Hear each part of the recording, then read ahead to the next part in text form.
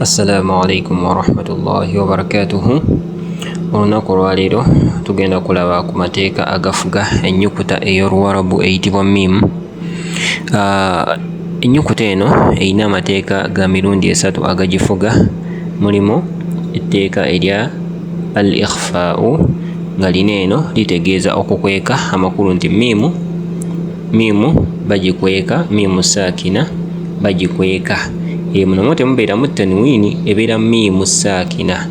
Eri ebeera ahkaamu nuuni saakina wa tanwiini, wabula eno miimu yo temuli tanwiini kubanga tanwiini kikwatagana naki na nuuni. Olw'ensonga nti tanwiini ebeerako ka nuuni akasembayo, ka an, fun, fin, ka aini ako akasembayo, so ekwatagana na nuuni. So we tusoma ku miimu tulaba ku ahkaamu miimu saakina, miimu eya sukuuni mateeka ki agagifuga. So miimu eno eya sukuuni erina amateeka ga mirundi esatu. Waliwo etteeka erya ikhfaa'u, amakulu nti miimu baba bagenda gikweka, miimu eya sukuuni eba egenda kukwekebwa nga tugenda okulaba. Wabaawo etteeka erya idghaamu, amakulu nti miimu eyingira mu nnyukuta ezze oluvannyuma lwayo, miimu eyingira mu nnyukuta ezze oluvannyuma lwayo. Niwabeerawo n'etteeka erya idhhaaru, amakulu nti miimu bagyolesa. So miimu esobola okwolesebwa oba esobola okuyingira mu nnyukuta ezze oluvannyuma lwayo, oba esobola okukwekebwa mu nnyukuta ezze oluvannyuma lwayo. So olunaku olwaleero tugenda kulaba etteeka erya miimu lw'ebeera nga erina okuyingira mu nnyukuta ezze oluvannyuma lwayo, era nga kino eno kibeerawo nga miimu eya sikuuni ekulembeddwa, amakulu nti ennyukuta ez'oluvannyuma lwa miimu ye miimu ginnaayo. Miimu bw'eba ebadde ya sikuuni, mu maaso gaayo nga waliwo ennyukuta ezze, naye nga nayo miimu eno eya sikuuni egenda yingira mu miimu eri endala, wegiyingiramu ekole shadda. Miimu eno eya sikuuni egenda kuyingira mu miimu eri endala, kitegeeza n'etteeka erya idghaamu. Kino kikola ku nnyukuta emu yokka ya miimu, amakulu nti miimu tugiyingiza mu nnyukuta endala singa ennyukuta eya miimu y'eba ezze oluvannyuma lwayo. Miimu eya sikuuni eyingira mu nnyukuta endala singa ennyukuta eno endala ezze ya miimu. So miimu eyolesa oba erina ekitendo eky'okuyingira mu nnyukuta endala singa ennyukuta ginnaayo eya miimu yezze oluvannyuma lwayo, ng'egisanze nga ya sikuuni. Kambawo ekyokulabirako wano eno mu aya ez'enjawulo. Naam, Allah agamba mu suratul Mutaffifiin aya eyokuna, a'uudhu billahi minash shaitaanir rajiim, alaa yadhunnu ulaa'ika annahum mab'uuthun.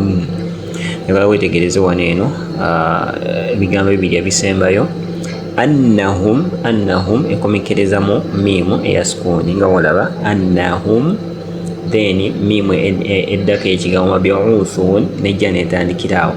Kati eno miimu eya sukuuni eri ku annahum egenda kuyingira mu miimu eno etandika ekigambo mab'uuthun, ogambe annahum mab'uuthun, ogenda kuwuuna nga twagamba nti miimu nayo yemu ku nnyukuta ezirimu ekinnyindwa, eva ku mimwa oba ogigasse, naye w'ogigatta erina amakhraj ga mirundi ebiri, ku mimwa ne mu nnyindo. Ogamba annahum mab'uuthun, n'owuuna, owunira mu sawundi ya miimu, annahum mab'uuthun, annahum mab'uuthun. So tukitwala nti eno miimu eyingidde mu miimu eno endala nekola kye tuyita idghaamu. Katulabe example endala. Naam, mu sura y'emu aya suratul Mutaffifiin aya ya 14, Allah agamba ba'da a'uudhu billahi minash shaitaanir rajiim, kallaa bal raana ala qulubihim ma kanu yaksibun.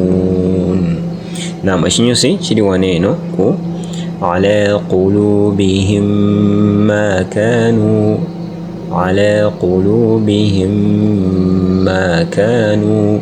Olaba nti eno miimu eri ku kigambo qulubihim ya sukun egenda yingira mu miimu eno etandika eya ma, ate era miimu eno etandika ojja giraba nga eriko shadda. ala qulubihim ma kanu yaksibun. So awo twategeeza nti miimu eri eyingidde mu miimu eno endala etandika ekigambo ma. Naam, kakati ensobi gye saagala okole kwe kutabula miimu idghaamu eya miimu n'ogitabula ne idghaamu eya nuuni saakina ne tanwiini. Jjukira twagamba naddala tanwiini webezze awo tuba tuli mu tteeka lya nuuni saakina ne tanwiini. Tugamba katugeze kakobozeza tteeka ki eriryawo n'ogamba nti awo waliwo idghaamu eya miimu olwakubanga olabye waliwo tanwiini eyingidde mu miimu n'olaba nga owuuna miimu.